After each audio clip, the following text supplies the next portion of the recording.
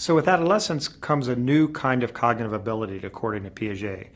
And he called this stage formal operational. He called it formal operational because formal logic, or making inferences, is possible for the very first time. This stage begins around age 12 and goes up through adulthood.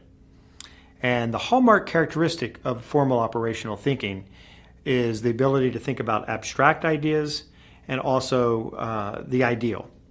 So, for instance, we start to wonder about what we believe about religion, about politics, and whether what our parents told us is really beliefs that we hold.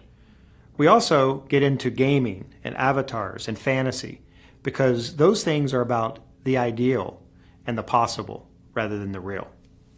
So another cognitive skill that we see in formal operations is called metacognition. And metacognition is the ability to think about your thinking, to reflect on your beliefs. So for instance, we see this in hypothesis testing and scientific reasoning. And hypothesis testing requires that the person understand that what they believe is tentative, may or may not be true, and needs to be tested against evidence. So this is a skill that we see in formal operational thinking. So another important point to make about formal operational thinking is that in contrast to the other stages of cognitive development, progression through it is not automatic. So we see even in adults who have superstitious beliefs, for instance, and these beliefs are not tested against evidence.